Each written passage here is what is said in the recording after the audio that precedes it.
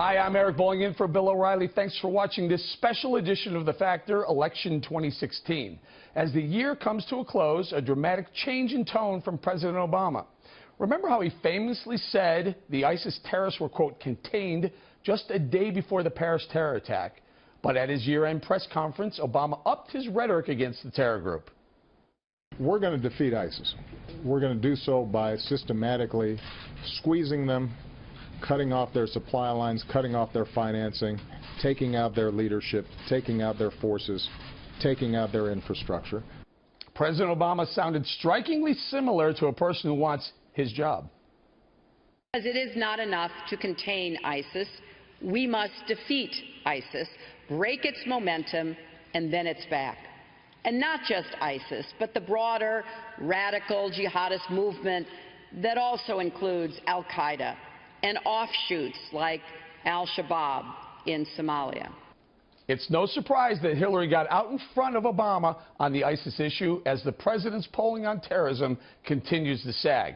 A new Fox News poll shows just 33% of voters approve of President Obama's handling of ISIS, with 58% disapproving. Joining us now with reaction in Los Angeles, Nomiki Konst, founder and executive director of the Accountability Project, and in Tampa, Florida, Adam Goodman, a GOP communications strategist. So, Adam, does President Obama know how to fight the war on terror? He is completely out of his element. I mean, the press conference we just saw earlier today, I think he had more passion for Star Wars than the war against ISIS. He continues to be a president that has trouble reassuring the American public with anything but timidity. He seems to, instead of giving us a paternal hug from the Oval Office that we're going to be okay, he gives us stern lectures about a strategy which we still don't understand.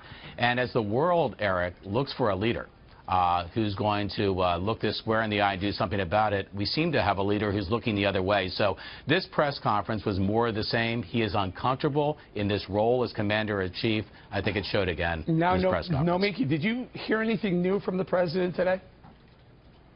Absolutely, and I disagree with Adam wholeheartedly. I don't even think Adam watched the press conference until the end when there was that Star Wars reference. You know, what the president did today was he explained what he's accomplished, what the administration has done with the rest of the world, with the coalition of Arab states, the world coalition, in attacking ISIS at its core in Iraq and in Syria. In fact, so much so that they've lost 40% of their territory. And he continued to talk about the continuing plan of combating ISIS, which is everything from attacking their funding sources, putting pressure on Saudi Arabia and Qatar to put pressure on their funding sources because these are their citizens, to the online organization, to, you know, and furthermore. But the problem is that the Republicans out there who are campaigning are so busy fear-mongering that they expect the president to do the same. Nomiki, here's the issue, though. A lot of voters, and we have a Fox News poll that feel President Obama is underwater on how he's handling ISIS. A lot of voters were watching that, waiting for something new. And frankly, we do a lot of this here.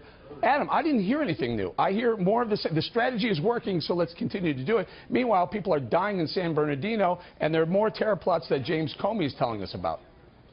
Well, Nomiki clearly is in the minority of the few people that seem to both understand and buy into his strategy.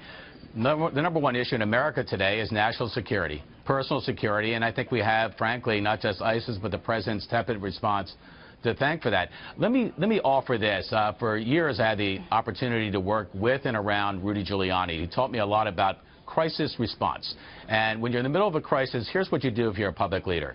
You report out clearly, substantively, as often as possible, and you reassure people that you're on top of this, whatever the this is. We've seen that with a lot of the governors who are in the presidential race, Jeb Bush, Chris Christie, as they faced both natural and man-made disasters. We have not, Eric, to this moment, gotten that feeling from the president. And as he talked today at the press conference about ISIS and the war on terror, you could tell it was very difficult for him to muster up the kind of the visceral emotion behind it. Mike, he didn't have a lot of emotion, and he promised to have more emotion. In fact, I believe he admitted that he didn't tap into the anxiety of the American people, frankly, because I think he said he didn't watch enough cable news.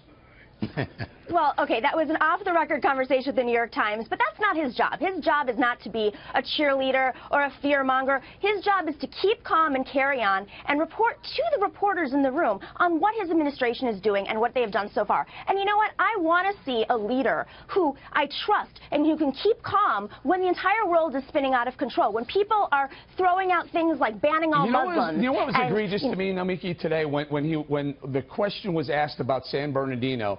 Within maybe even less than 20 seconds or so, he brought in a gun control debate. He said, well, you know, let's really worry about those mass shootings as well.